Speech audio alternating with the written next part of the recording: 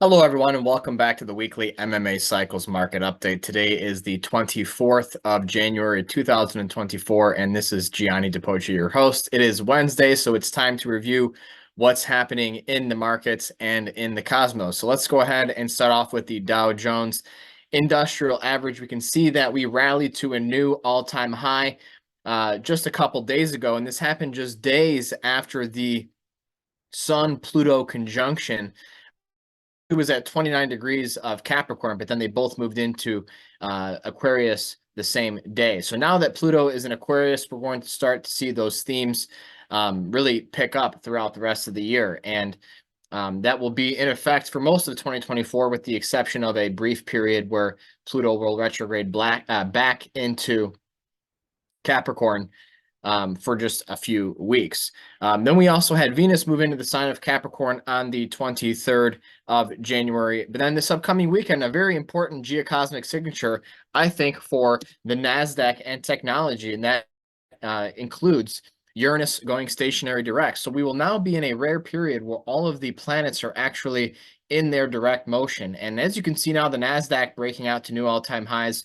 Uranus rules technology. It also rules breakout. So the fact that this is happening before the signature does expose us to an abrupt reversal. So we need to be alert, because we could break technical support after now breaking above technical resistance. Now, next week, we also have Venus trine Jupiter and Mars trine Uranus. So, seemingly favorable aspects right now for markets to continue the good news. Later this week, we do have the preliminary Q4 GDP reading, as well as some key inflation data. And as many of you know, inflation has been coming down, and it probably will continue to do so, at least for now. But that could change once we get to the Jupiter square Saturn signatures later this year. So right now, stocks overall still looking pretty good going into the Jupiter-Uranus conjunction in April. I want to take a look at the interest rate in the 10-year Treasury yield, up a little bit today. Does seem to be a bit of corrective action. The cycle is maturing, but look for possible changes in policy in the coming weeks. I know everyone's talking about a rate cut. It does seem likely to occur probably in May now, but with Venus going into Capricorn and Pluto going into Aquarius, there could be a shift in the perception surrounding debt markets and interest rates. Definitely keep an eye on that in the coming weeks. I want to take a look at gold. We'll use GLD.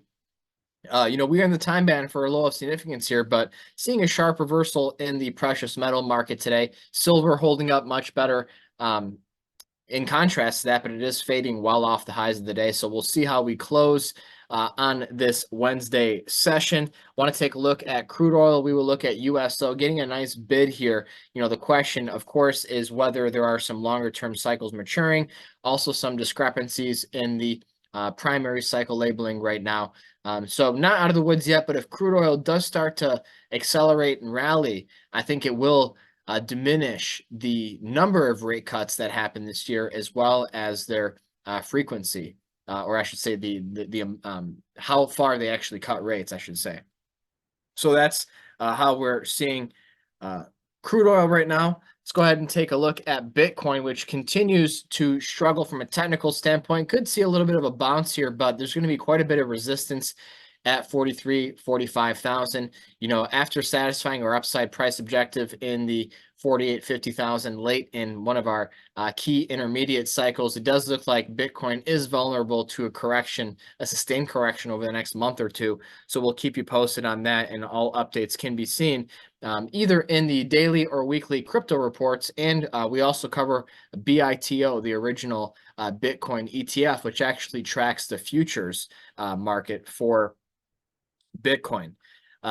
So I do want to take a look at the dollar against the euro real quick.